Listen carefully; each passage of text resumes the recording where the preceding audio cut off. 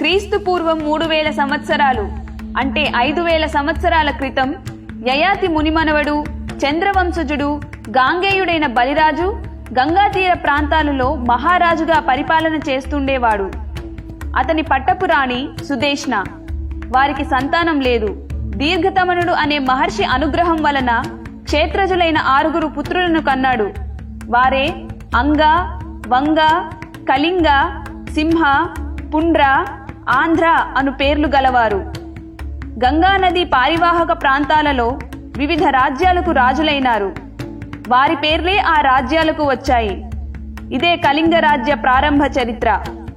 కళింగుడు అంటే వివాదాస్పదుడు, కళింగం అంటే వివాదములు కలుగుచోటు.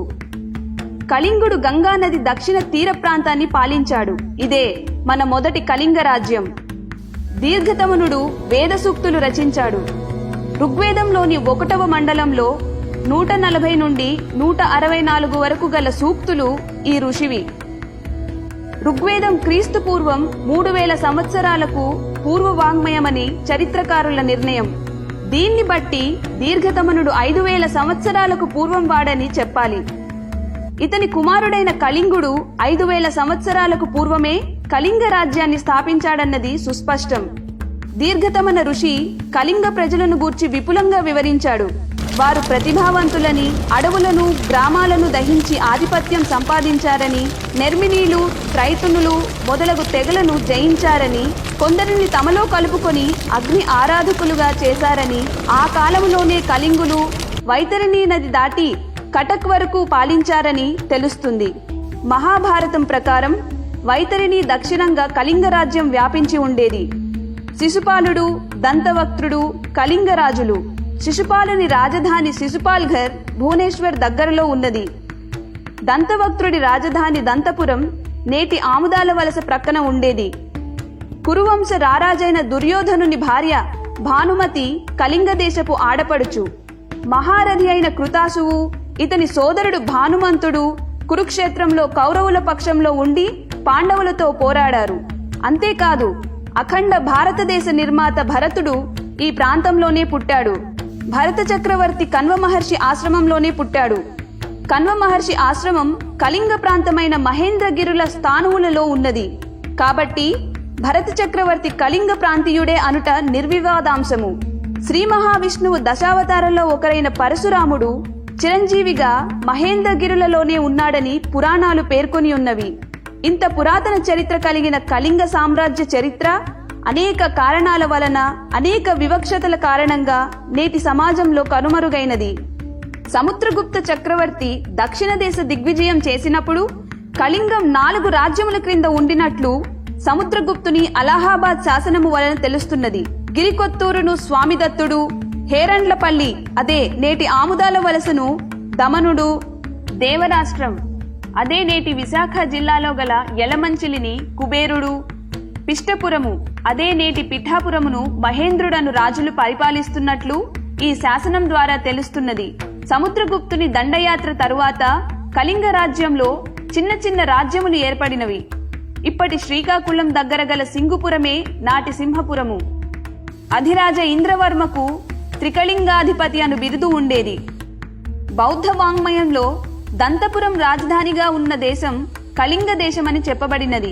కుంభకర జాతకంలో దీని విషయం చూడవచ్చు. కరండు అను రాజు కళింగమును పాలించినట్లు చెప్పబడినది. శ్రీ శంకరాచార్యుల సిద్ధాంత బోధన కాలంలో కళింగ బౌద్ధులు గంభీర జ్ఞానం కలవారని, తత్వజ్ఞాన పరాయణులని రాయబడి ఉన్నది.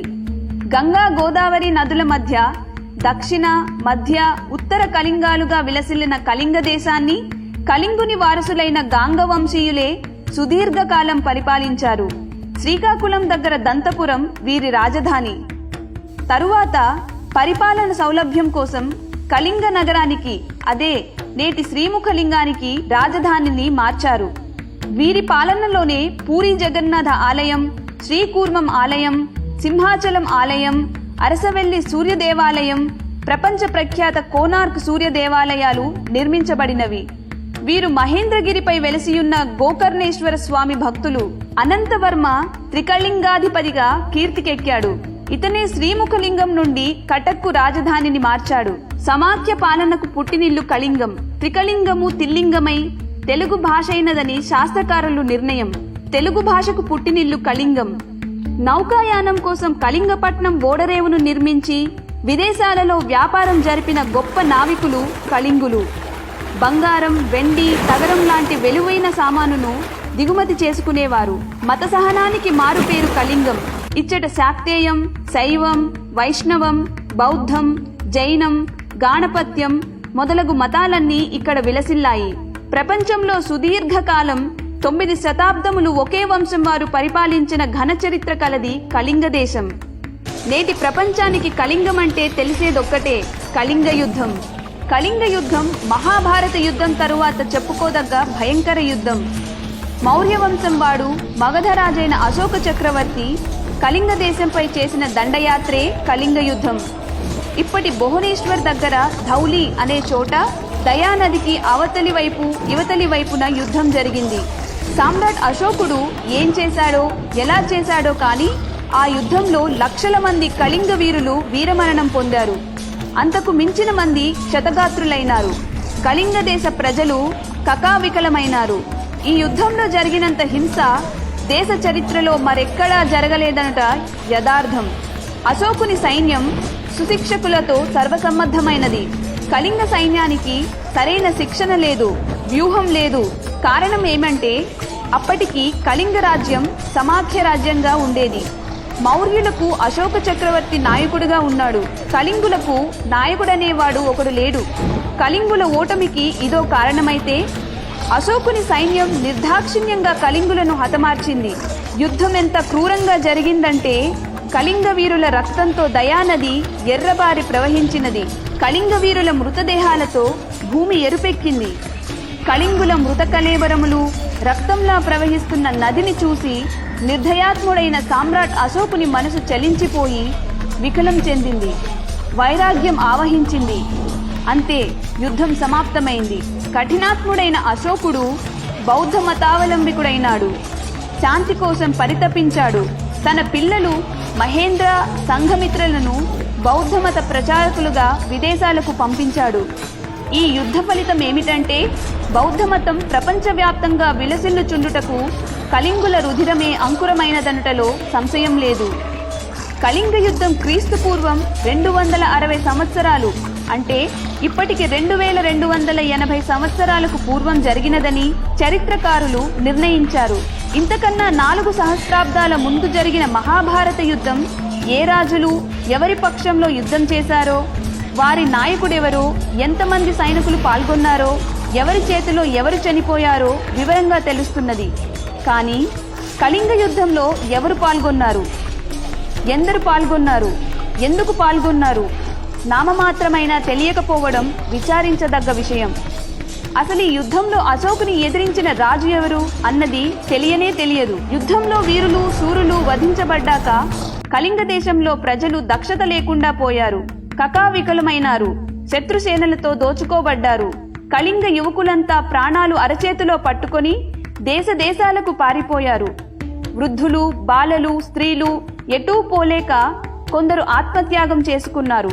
కొంతమంది కళింగులు మంచి నావికులు కాబట్టి Burma, Malaysia, Cambodia, Java, Sumitra, బలి మొదలగు దేశాలకు పారిపోయారు.